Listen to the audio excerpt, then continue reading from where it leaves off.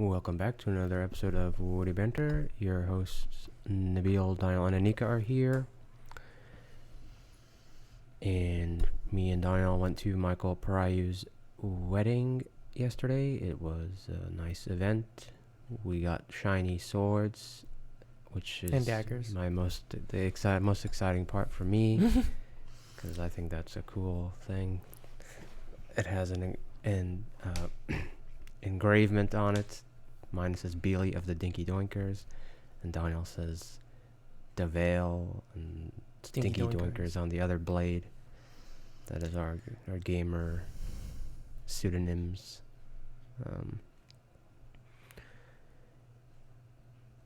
And what about you, Anika? What did you do yesterday? Unfortunately, I missed the wedding. Mm-hmm. But on Friday, I had a really good time with Hassan, who was a guest a few months back. In Mendocino? No, actually, we were in Berkeley. We had gone to listen to Salman Rushdie. Sorry, this was yesterday? No, this was Friday. Oh, Friday. And then yesterday in Mendocino, I was part of a panel of writers reading about my own book, Wild Boar in the Cane Field, and sharing a section called Birth Canal, which is about the main character, Tara, giving birth by the canal banks. It's kind of a play on the idea. So, sorry, this was in Berkeley? No. The first event was in Berkeley, and on Friday was to go listen to Salman Rushdie. Gotcha. That's the same group. Yeah, the Bindery. The Bindery. Yes. Or, well, I guess that's actually, what is it called? The workshop or something? The Booksmith, and then part of the Booksmith is the Bindery, and that is the organization that facilitates. So the Bindery is not just the location in Hayden-Ashbury. They also have other locations. And I think they rent out places where it's convenient for folk to come. Okay. And so because Salman Rushdie is one of the, national bestseller, international bestsellers. So, of course, you would have a much larger group that would have fit into that space that we had the other day. Right. People in hundreds came. I don't know what the count was, but there was a very large group because he's come out with a new book called Quixote, which is a play on the word Quixote, as in Don Quixote, by Cervantes, the knight who fought against the windmills. And it's also a philosophical concept of critiquing the larger, the ideas that have been with humanity or been with civilization, the kind of questioning ideas and breaking down those windmills. So the character is an Indian character in the novel Quixote by Salman Rushdie, and he's a traveling salesman who has been fired by his the person who owns the business, who is his cousin. And he is in love with a TV personality, and similar to Don Quixote's Cervantes, and in fact we have a statue of Don Quixote over there in the background. You can see it in the background. You can see it in the background. Yes. So based on that Spanish character, you have this novel of travel, Don Quixote with Pancho, who is his sidekick, but in this case Quixote's son Pancho is traveling with him across America, and he calls them the different valleys, and he comes across racism and all kinds of other kind of challenges as he travels through America to try and find his beloved, who is Miss Salma R on a TV show, a younger woman that he's in love with. I, of course, always have a problem with these older men falling in love with young women, and stories and movies being made about them. Mm-hmm. It seems to be, it might be an expectation, but just it being glamorized sometimes is a problem for me. But that is what appeals to people, and so therefore it is presented. Mm-hmm. So that was the book was about, and the person who was interviewing him was also an author. He's the author of the book called Less, And that actually is the name of a writer whose last name is Less. And he's unsuccessful. It's an extremely hilarious book about this writer who is very unsuccessful, and I'm sure many can relate to that. I am sure many can relate to that. So that was my Friday evening. And then yesterday I sat with a panel of writers, one who had written a book about the experiences of pre-13-year-old girls from 1910 to 2010, and how their individual experiences demonstrated the times that they were growing up in. And I guess one of the major themes was, and that was my question to her, was about the change of responsibility, that a 13-year-old in 1910 had a lot more responsibility than a 13-year-old in present-day America. And the expectations were much greater from that person. And now with not new, but with the legislation about, required schooling and all of that, and work age limits and so on, that has given young girls a much greater opportunity to be children longer and find themselves. Another interesting book was about the fires and the, I forget the name of the book, but it was about the fires in Mendocino County, particularly the fires in 2017 and the marijuana fields that were burnt, and how the marijuana industry has changed and has made it more difficult for the marijuana growing farmers who used to grow it illegally. The legalization of it has made it a bit more difficult for them. So that's interesting turn on, not only the environment, but also. And then there was a poet who is Poet Laureate of Eureka. That is an interesting concept. So Poet Laureate is, for that year, the poet of that city. And this is a new thing that they've started in Eureka, which is a town up north. But most big cities will have a poet. No, here in California. But most big cities will have a Poet Laureate, and even countries have Poet Laureates.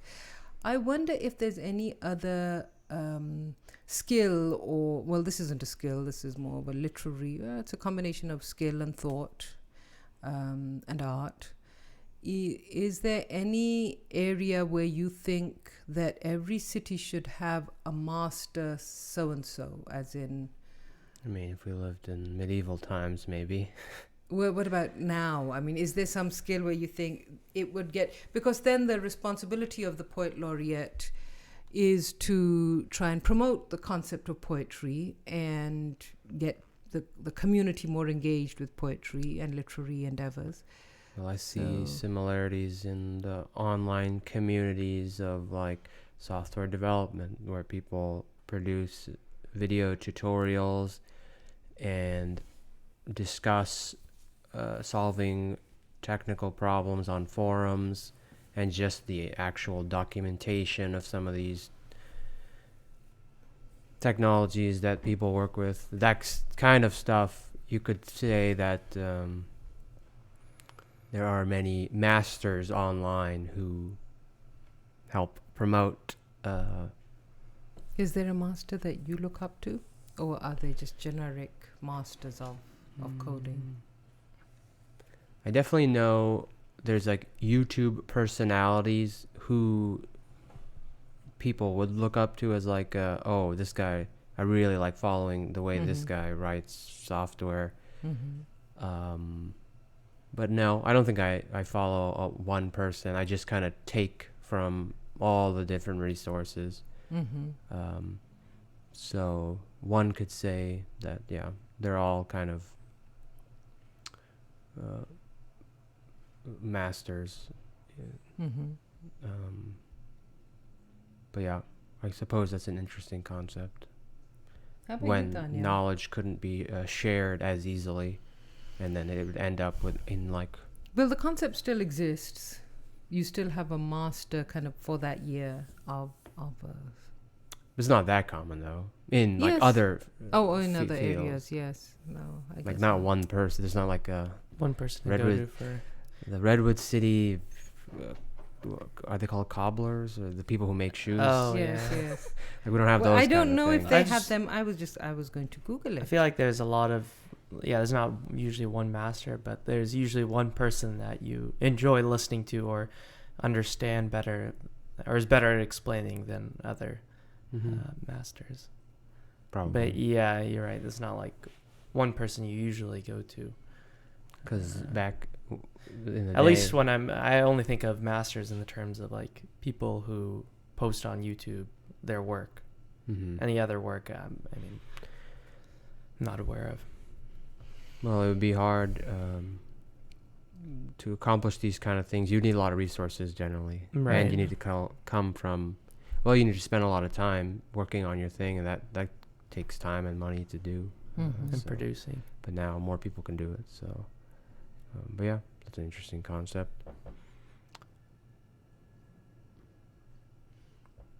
So interestingly, as I was googling through, Joy Harho is I think it's either Harjo or Harho. I'm not sure because she's Native American. It's not it might be Hispanic name. I'm not sure.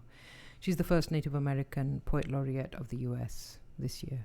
In the past, they've been male poets, but she's a musician and a poet, and 68-year-old.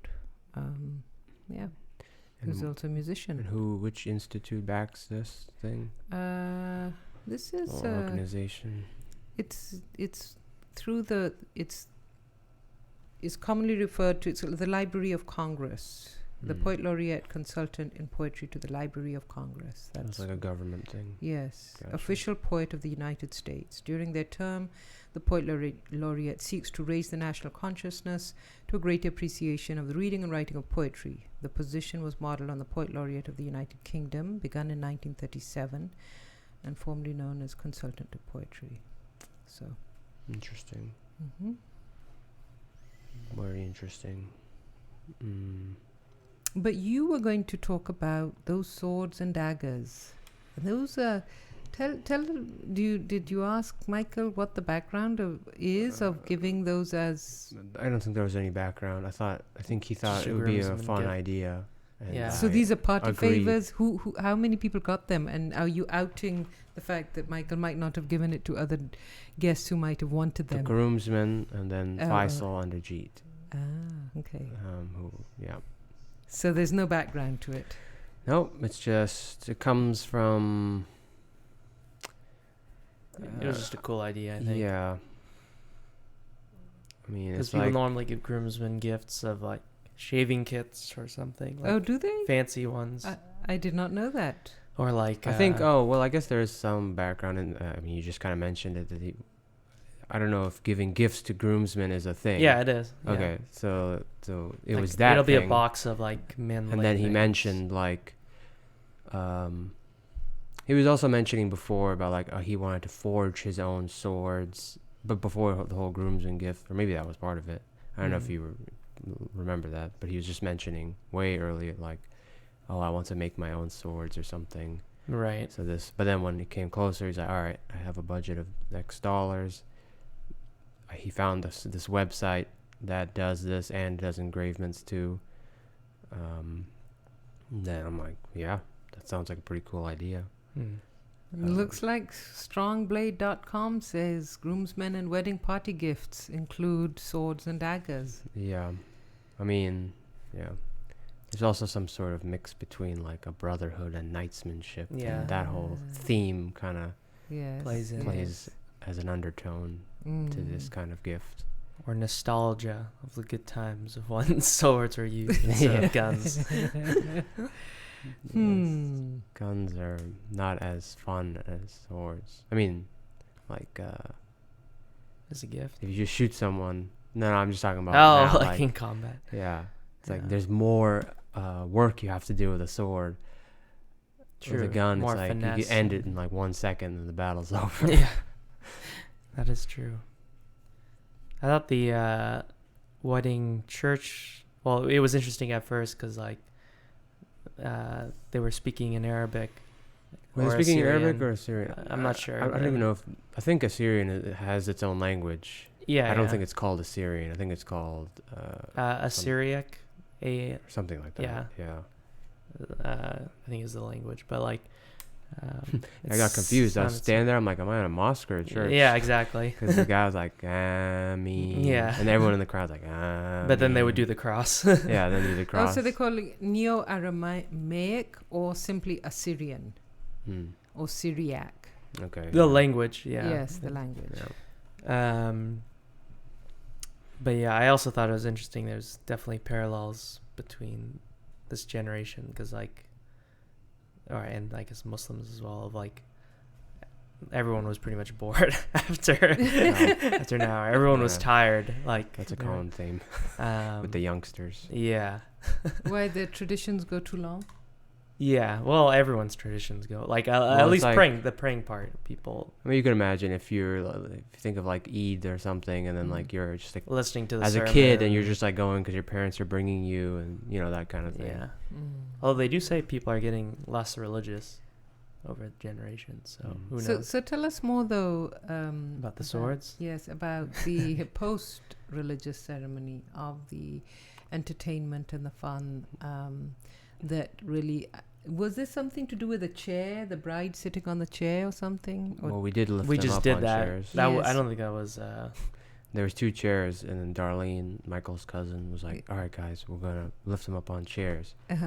What was the background on that? Did you just lift them up? Yeah. So first we got a chair, and then a bunch of people came, and Michael was on that chair, and we lifted it up, and then Darlene like pointed to me, was like, "Get the second chair for Bratil." And then I put it there, but then like nobody was around me, and then she sat down. I'm like, all right, guys, like I'm gonna need some help here because I haven't worked out in a long time. Yeah. And even if I did work out, I don't think I can do this by myself. And then we like went for 1 second, and there still wasn't enough people. It was like me and I forget who, 2 other people. No one wanted. And then I'm like, oh, come on, guys, someone else. And then a bunch of people came, and then we lifted them up. Yeah. So. Yeah, that happened. I lifted up Michael, but Bertil, I didn't want to risk her dropping. You're dropping yes, it. That would have been, yeah. You would not want that to happen. Yeah. So, So yeah, and then what else happened? So, can you give me the pen? Keep going. Okay. So we had swords. We ate food. We sat down on chairs.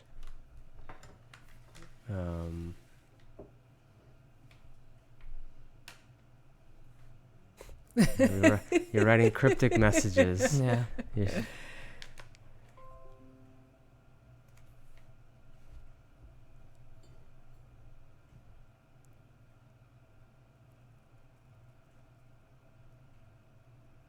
I can't read this. Maybe. Oh, okay. Yeah. I don't get the message, but anyway. You still don't understand? Yeah, I don't understand, but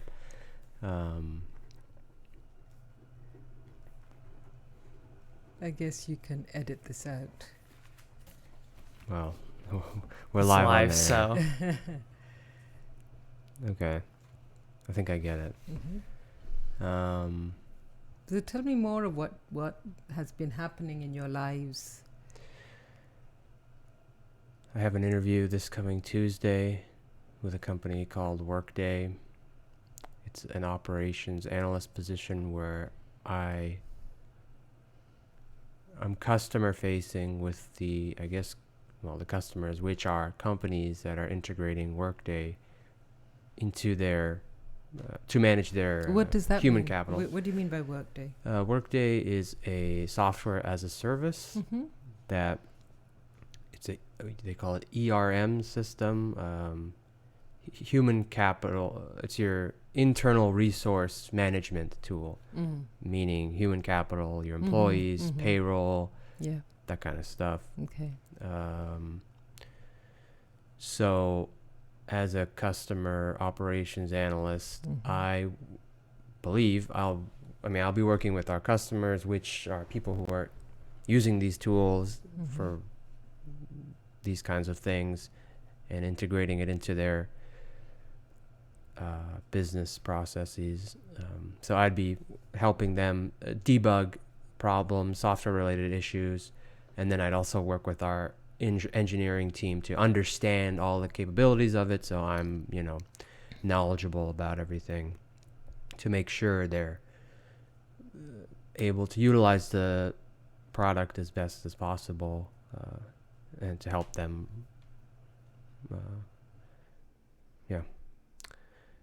So I have an interview on Tuesday, and it's with the hiring manager. I had a call with the HR lady on Thursday, and that went pretty well. I got an email from her back the same day to schedule this, and yeah, it'll be interesting.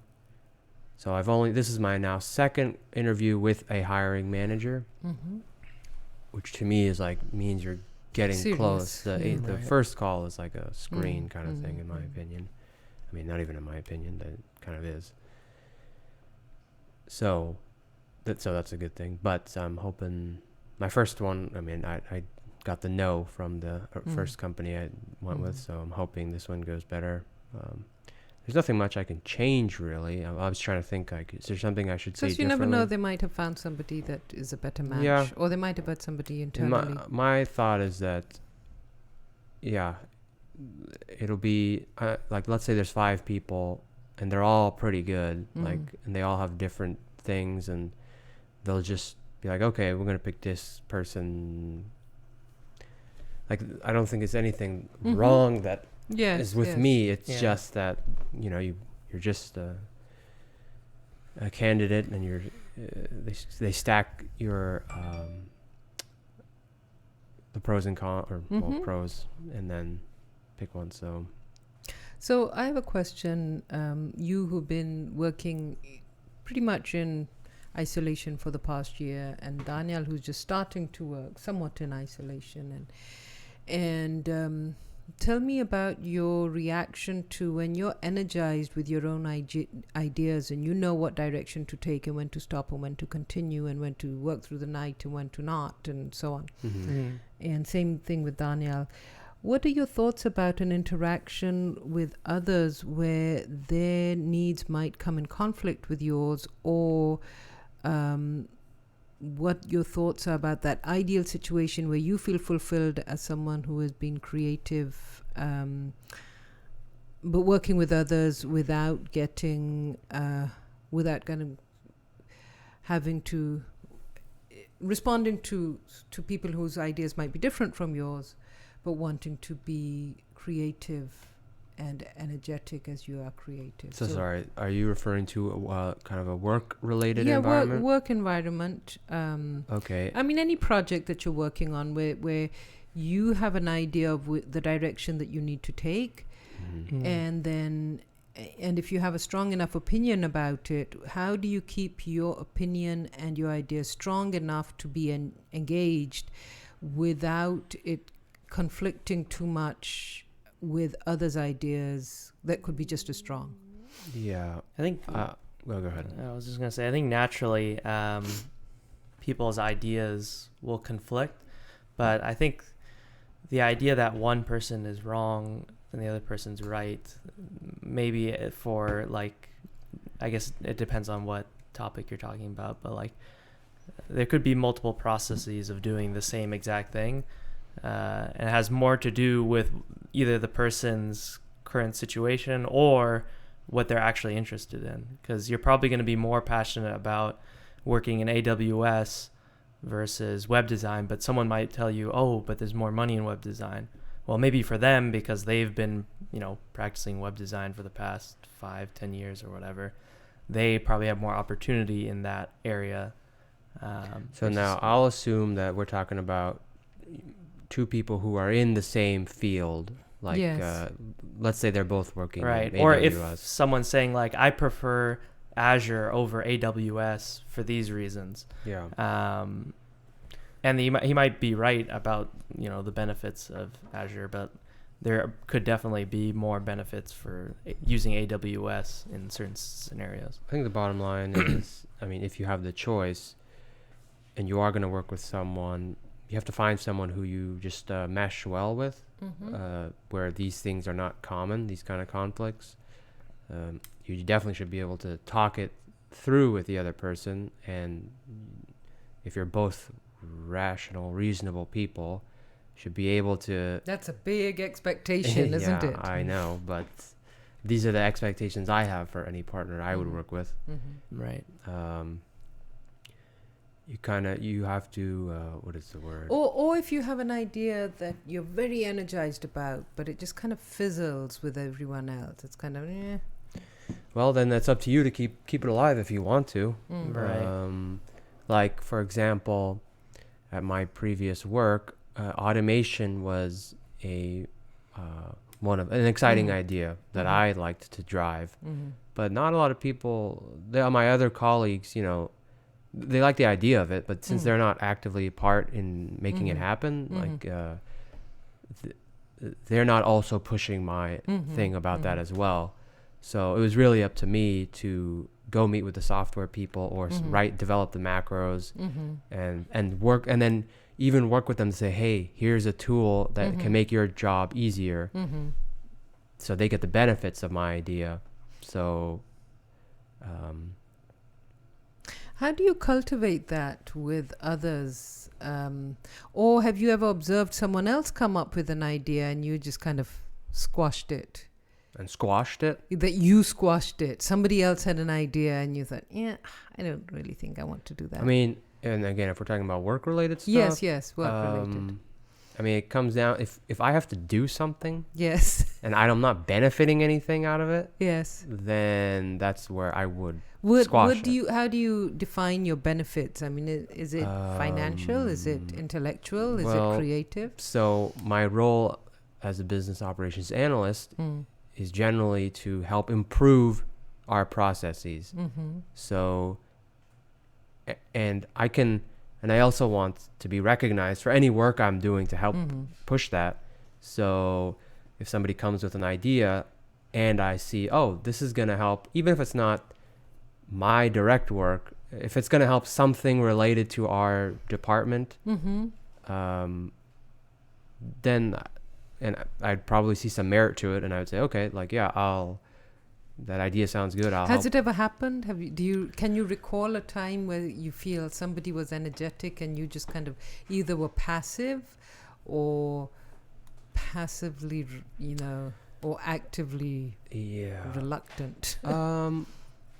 Well, we had a team to handle the supply chain management, which is like managing the components that go into building a server. So just managing the supply of it. I was not, when I joined the company, I was not part of this team, but I started to, because of my automation skills, I started talking with them, and I wanted to be a part of as much stuff as I could be. Yes. Because I'm trying to, grow. So I wasn't a part of that, but I made myself a part of it, even though it's not part of my responsibilities. Sorry, I forgot what the original question was. Did you ever squash anybody's ideas? Oh, I might have. Yeah, I'm sure I have, but it's hard to remember because I don't. The way I would squash it is I'll look into that, and then just don't look into that. Yeah. Well, that's what I meant. Yeah. Yes. So that's happened a few times, and again, it comes down to: do I feel like doing more work, and do I feel like this work is gonna pay off somehow? Either my boss is gonna see, oh, Nabil is doing some good work here, or it's just gonna make my job easier. So. Now, maybe we could think, how about in a creative sense? Would this change? It seems kind of black and white in a business process, but if we're talking about, how about writing a book and I'm sure you're... And the editor says something. Yeah, so how, have you squashed any publishers' ideas? Oh, I haven't had that much of an experience with that many publishers. I've only had. I mean, with the one that you've had. I don't think so. I've because I am new at this, fairly new at book writing, very new at book writing, I went with the ideas that the editor had and the publisher had. Once I feel more confident about it, in teaching there are times where I feel when my colleagues will say something and I'll think, oh, that doesn't really work for me in the classroom, and I realize it might work for you. But then teaching is a very individual profession where you work with your team members, but you, in the end, you are responsible for your class. Right.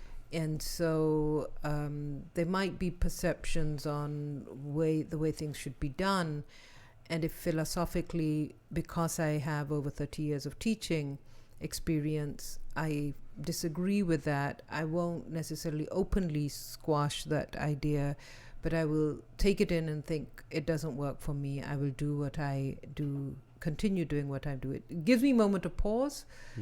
And then I remind myself, no, this, I've thought through this before. I don't want to do it that way. I want to do it, the way that I feel is important.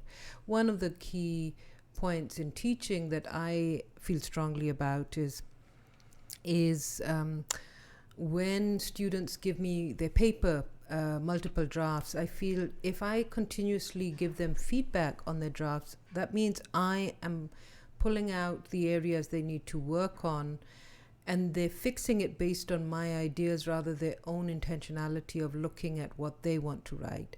And so I have given up this concept of multiple draft submission. What I work with is in the class, you're going to be working with your essay. I will come and help you with the work that you're writing, and you will make appointments with me so that I can talk through what you're writing. But I'm not going to collect a stash of papers, give them all feedback, then ask you to rewrite them, because then you haven't taken an initiative to find what you need to fix. I have told you what to fix. And so yes, a paper with multiple drafts will be a finessed paper, but I feel that the process is not the process is more important in writing than the product when you're learning how to write. And so you might end up with a really well edited essay where you might have had help with tutors or other teachers or even your own teacher. But if you don't know how you got to that point, then it's not a good reflection of your learning. And more important thing is understand, how do you know, how can you look at your own work and say, I think this works and I think this doesn't. Because you will always, as a writer, as as students, there'll be a limit to how many people will edit your work, especially when you get into the social sciences or other areas where you just have to submit a paper. And nobody's sitting there to look at your drafts and say, well, the grammar needs to be fixed or whatever. So to summarize, I do like to give students feedback, but I don't expect to have a structure where I'm constantly giving them feedback. I feel they need to come to me to take responsibility of their learning. But I wanted to switch gears a bit, if that's all right. That's unless fine. Daniel wants to add to his experiences. So both Daniel and I are working on promoting things, me, my book, and Daniel, his coffee. And you yourself, I guess. And so, this whole concept of social media and using social media to promote our work. And so I just wanted to go through this list of, this is the most popular social media sites, okay? And I want you to tell me, I'll give you the list and then we can pick whichever ones you want to and kind of talk about them. Facebook, okay, I didn't realize Facebook is still number one. I thought it was Instagram, but Instagram is down below, okay. Then is WhatsApp, then is WeChat, then Qzone. I've never heard of Qzone. Tumblr, I've heard of it, but I've never used it. Then is Instagram, number 7. Twitter, which is on number 8, I thought was much higher up on the list. And this, of course, is a random list, so you probably say, well, And then below that is Google Plus, and I'm thinking, what the heck was the story of Google? It's no longer. I know, that's what it says, no longer available. Yeah. And so, and they've actually got 65 plus sites, and they of course start with Facebook, and I'm wondering, did Facebook start this out? So what are your thoughts? Facebook, WhatsApp, and then they've got QQ, WeChat, QZone, Tumblr, Instagram, Twitter, Google Plus, and then Baidu T-Bar, then Skype, then Viber, and then it goes on and on, Snapchat. What are your thoughts? What is your go-to? And then LinkedIn is way down. LinkedIn is like 19. I know you're a big Reddit user. Mhm. That's 21. And then there's Taringa, Foursquare, RenRen, Is this like most users or? Tagged. Yes, it looks like. MySpace is on the list too. Yeah, and MySpace. Stumble Upon. I've never heard of The Dots. Stumble Upon just helps you find websites. Snapfish. I mean, So tell me which ones are your go-to social media sites. Mine are probably YouTube. Honestly, I don't use any other than YouTube as of recent. I mean, Reddit every once in a while. I think these, I mean, you have to think about these as communities. And there's a different vibe to each of these things. There's different, the way it's set up. And actually, I think it has more to do with the kinds of people that are attracted to these sites, and then the way that the media is presented to you. I think those are two key factors that play as to why certain types of people are attracted to one over the other. And then sometimes it could be as simple as, I just started using this and now I have so much invested in this that I like might people as well continue. Yeah, like if you started on Facebook, you have no reason to try out some of the new What are the social new ones? And they're also platforms. it could be international as well, like the QQ and all the. I mean, you could think about, So yours is YouTube. Your Yeah. go-to social place. and so based it's online very is YouTube. similar in that people are sharing their lives, Yes. but it's in a different way. So Facebook might be text and picture based, and then you have like comments under that that people communicate Respond through. to, yeah. YouTube is somebody is putting up a video, and then under that there's the whole comments section where people talk. So you prefer YouTube as a space. And when did this Yeah. start? Because you used to be on other social media Yeah, I before guess this. so. I guess it was always there with the other social sites, but as of recent, for me, it's, well, one, I participate in it, and two, it's the video format for me is a enriching way to receive information. Do you ever respond in video format? I do not. But That's I interesting. had thought recently that it would be cool, and they might have had this before, but if you could, like, as you're watching a video, make a video response of yourself to like a specific segment of a video. Yes, And then when yes. somebody else clicks on your response, it shows like the part of the video you're responding to, and then it also Yes. shows your response. Yes, yes. I feel like that would be a cool way to get. Does it exist? So I know YouTube used to have video responses, and it would somehow link to the whole video of some video. So they had it before, but now it's not a feature. But specifically, if you could, because a lot of times you're watching a video and maybe you might respond to the whole thing, but a lot of times when you're watching it, there might be a funny moment in there, and you might want to just film your reaction to that specific part. And then people, when they see your part, they want to know, like, even Facebook Messenger, they have a thing where you can reply to specific messages, like you hold, like if somebody said something funny in your Facebook message, Yes. you can hold down on the message and then Yes. say reply to, and when you type your message, it'll show the original message that you're responding to. So that kind of adds a bit more context to your reading experience. What about Daniel? What's your social media of choice? Why, when, and how does it relate to the work that you're trying to promote? So I use YouTube, probably our Instagram as well, Facebook, just for the Messenger app.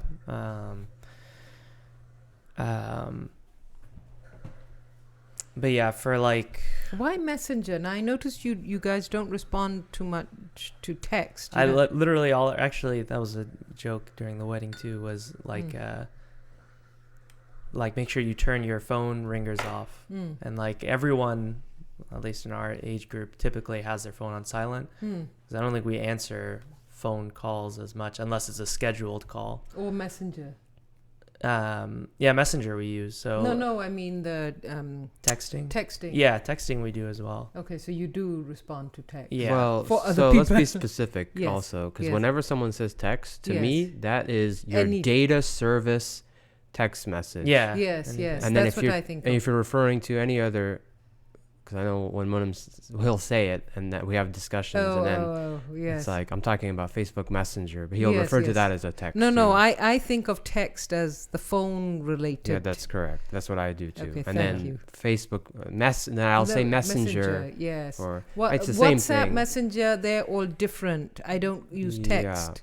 If I'm saying I respond to Yeah, you, I mean I'll they're the say, I same thing. WhatsApped They you. do the same thing, but I message you, I WhatsApped you, so Yeah, you yeah. usually do that. And I yeah, think that's mostly because a lot of the calls I'll get are just like spam. So it's like it was almost like when email, like before they had like the spam bot or spam yes. filter, and I'm sure people started maybe switching But away from them. doesn't your phone tell you, notify you of messages? Because that's usually what happens to me. Whether That's it's true, but the Instagram or ringer the- is off. The actual ringer. No. As in, I just get, you can see something happened. so I disable that for me. Yeah. So You I do? have to manually go in and Oh, check. Why do you choose to do that? It's distracting. It's distracting. I don't want That is to be true. notified about it. When I'm in the mood to go hunting for this stuff, I'll go open the app and just check if there's any messages. Yeah, and I want to Emails though, I have that like Enabled, that's like yeah. important stuff. So what is your social media of choice to promote your materials? Your coffee? Instagram, Facebook ads is like my primary source. But I do want to get into Pinterest as well, which is like Tell almost me more like about Instagram. Pinterest, because I don't know how that. I mean, I thought Pinterest was just a space where you pin what you are interested in. it's like this Like very similar data to Instagram, yeah, where like you have your own dashboard of interests that you have, whereas Instagram normally you're only following like family and friends or users like you would on Facebook. Pinterest is more targeted to just like general hobby DIY projects and like very niche things that you're interested in. So yeah, I mean, at least from what I've heard, Instagram. So Pinterest is used to promote stuff. It can be, but a lot of it is, most of it is used for users to gain information on something they're interested. Like Instant Pot, Pinterest would show you different types of recipes in a photo format of Instant Pot recipes. So it's not just used to like promote whatever you're selling. You still have to make it an organic post. Like for my post, it would have to be like a coffee recipe, and then people are like, "Oh, cool, what's this channel?" And then go to my website. If you just like spam out like, "Oh, buy my stuff," I mean, it might work, but you'd have to already have a following. Yeah, I'm certainly no master on understanding these different communities, and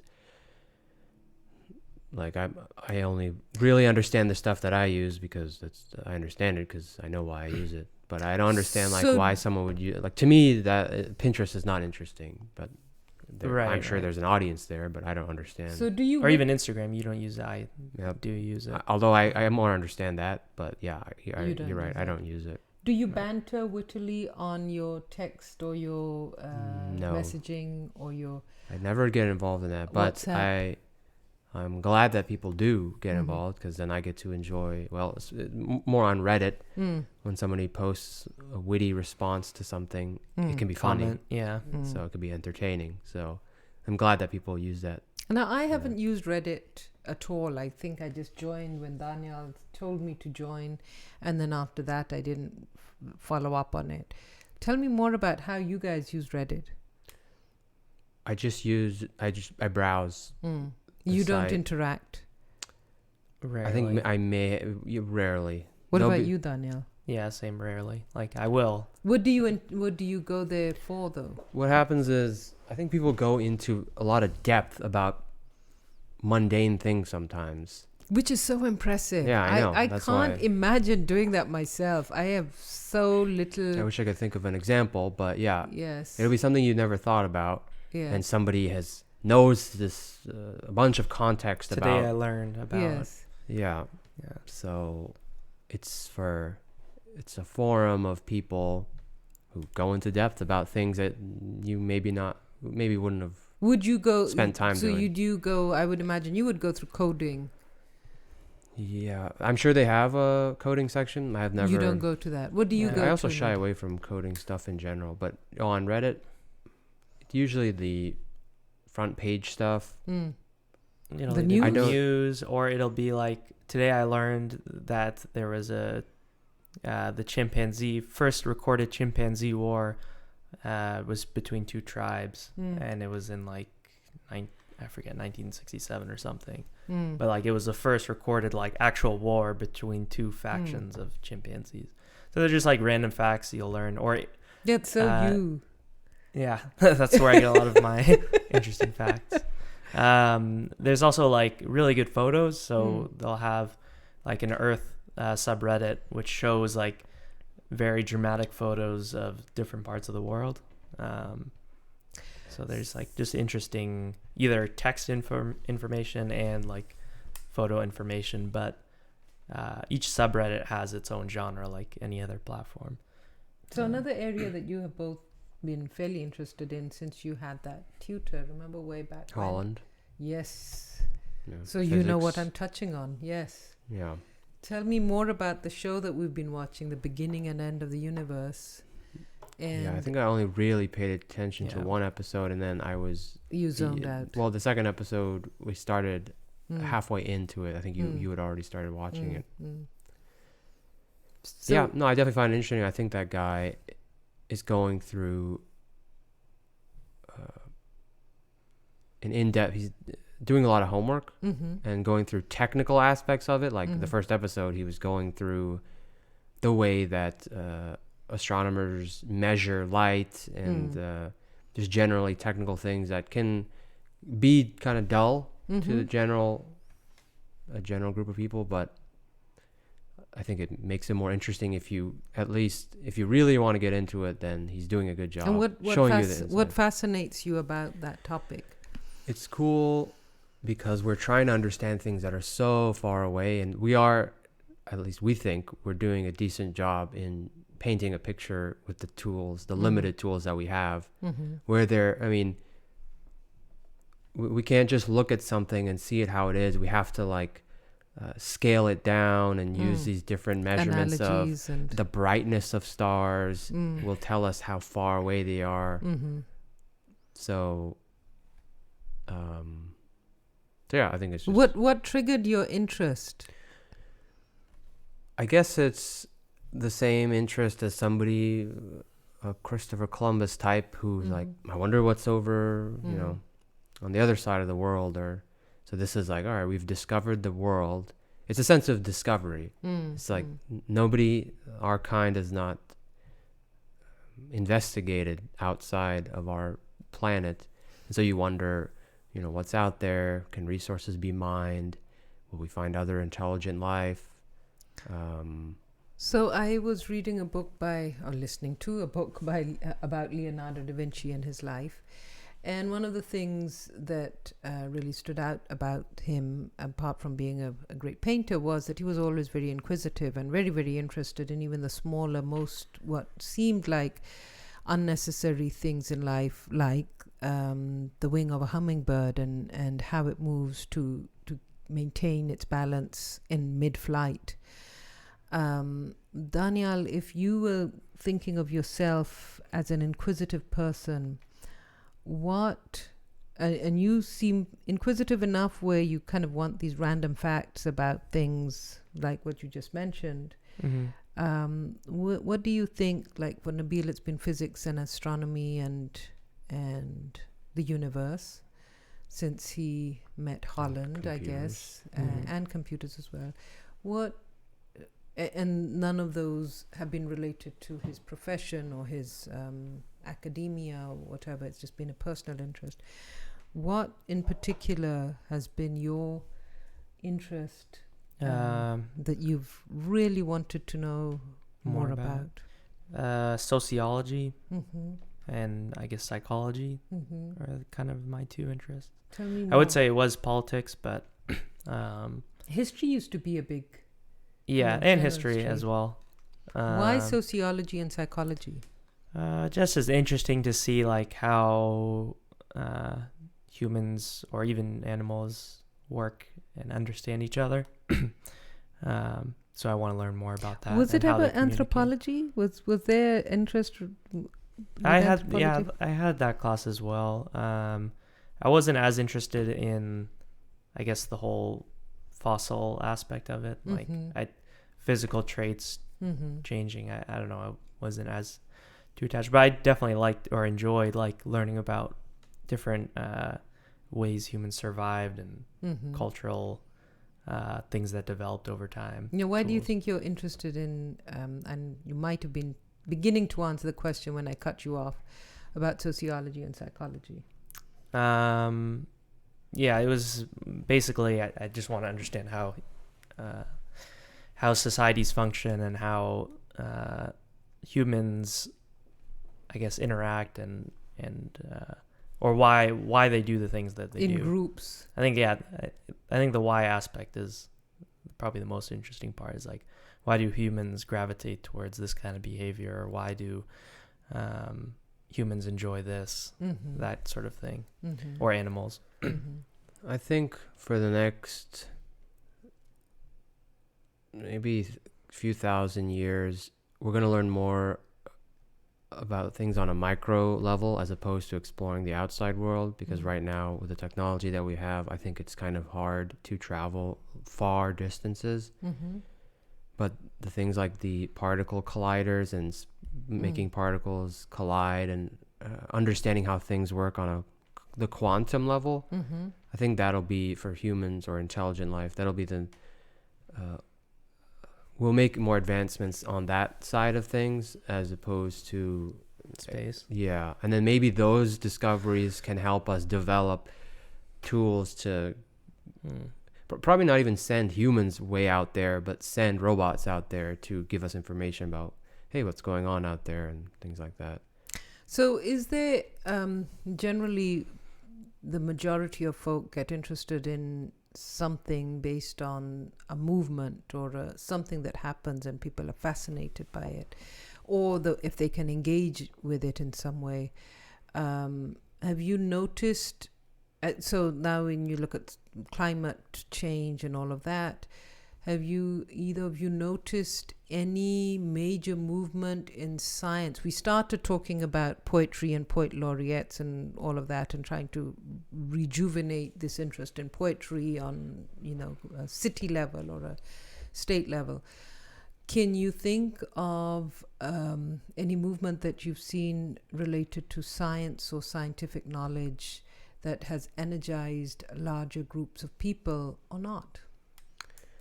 Well, I don't really like the guy Neil deGrasse Tyson, but I think he's doing a good job of that kind of stuff. Yes. I feel like he sugarcoats things too much, and he makes it, I don't know, the way he comes off, I think I told this to Daniel a while back, is that it feels like I'm the smart guy and you're the dumb one and you don't understand, and let me dumb this down for you. Whereas someone like, I listened to this guy, John Carmack, he's the CTO of Oculus. The way he talks, he doesn't sugarcoat it. He'll go through technical things, and you either have to hold on and try and understand or not. But I prefer that because it gives me a glimpse as to what they're thinking about, and the complexity, as opposed to sugarcoating it. But I think Neil is doing a good job at engaging a larger group of into people. physics and science and stuff like that. I think I still think that's going to be a smaller community of people as humans advance. I don't see your everyday person getting involved in that kind of stuff. I don't know. There's no It's reason. not. It's not so much there's no reason. There's lots of reasons, but that's just not how humans work on a larger scale. So, I mean, I would argue that something like Game of Thrones got a large majority of people into fantasy, into a form of literature, into reading the books related to it. that's probably Harry true. Potter as well. A lot more people were reading. So, and of course, people can argue, but I haven't read either Harry Potter or what's his name? Game of Thrones. George R.R. Martin. Yes, Martin. Oh. But from what I have heard, they are well written books. Right. And they are, it's not just so that is where I've seen people, at least with somewhat semi-literary work. I mean, they're not hardcore literary works, but it's gotten people interested in reading. And so why would we not have some similar mass movement in interest in science? Yeah, I guess I could relate this to gaming. So, gaming early on was very much a nerdy thing that a small group of people were into. I mean, you could start with the whole arcades. That's maybe where the video games first became popular. And then even PC games. I remember in high school, it was very select few people who were playing games on the computer. Right. Now with games like Fortnite, which you maybe have heard, it's kind of they have the whole esports scene. Yes. Where people it's become way more popular. So I can relate it to that. But I don't know how many. I still think it's a small part of humanity that's involved in video gaming. I think it's like a wave. It's like, yeah, it's popular, and then it'll kind of die down a little bit and go. Maybe and when it comes and dies down, it's a little bit more than what it was before. So maybe if you keep building waves, you can keep getting more people involved in the subject matter that you're talking about. Any scientific endeavor, I mean, making science. Yeah. And well, this may seem obvious, but if you have more jobs in science, then that will also attract people. True. If that's the only way you can make money, then I think that would be a big driving force. That I think, I mean, I know you just disclaimer that's obvious, but I don't know if that's that obvious. Well, I'll say if you're looking for a job and you go on these job forums, and if everything says business analyst, and there's only 2 postings for art designer or something, yes, you're probably going to become a operations analyst unless you're the best art designer out there. So, what about you, Daniel? What are your thoughts about popularity, and would society benefit? I mean, I'm saying this with the assumption that society in general will benefit from a greater knowledge of science.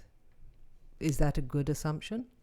Well, we can just take a look back at history, and I think several episodes ago, I said history was useless, and I regret saying that because after that I realized that you look back on things and think about it. So, but yeah, if you look back at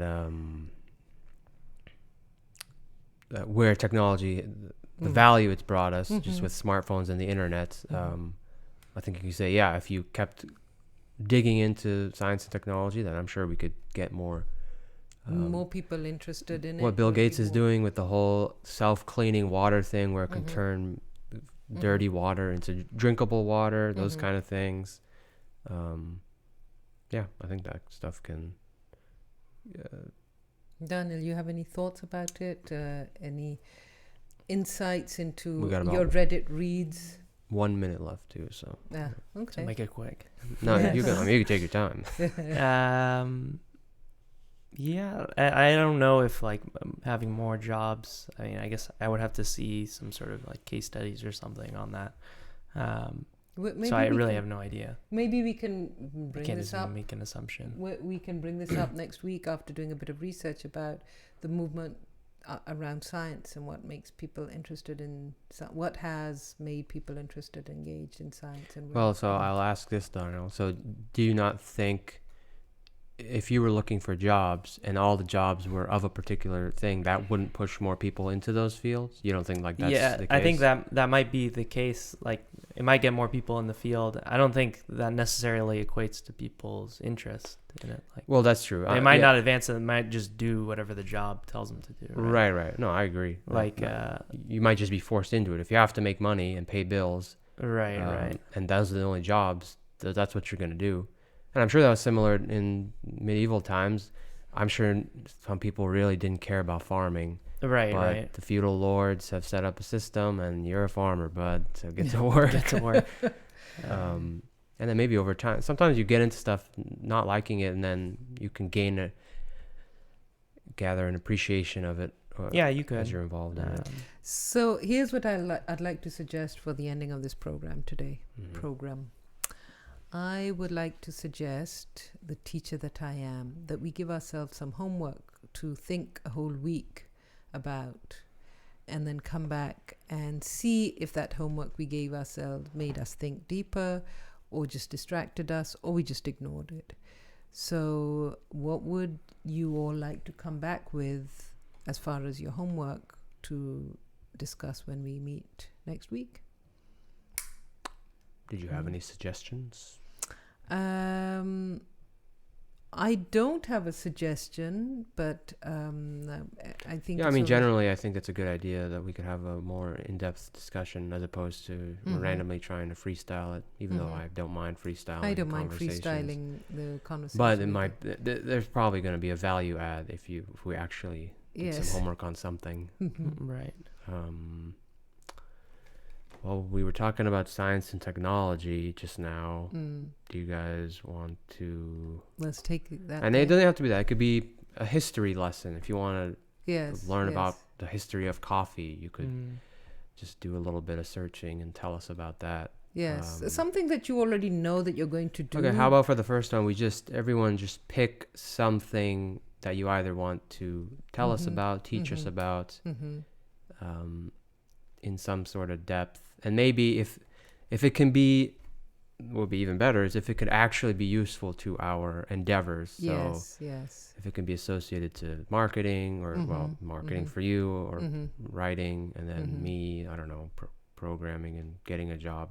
If it can be applicable in that sense, then that would be even better. So okay, just pick something. I will pick writers in the 20th century, and particularly novelists, and pick particularly female novelists. Maybe I'll pick the first programmers and just the idea of computers, because I read that the first programmer was a female programmer, and I don't remember her name, but she's from the early 1900s, I think.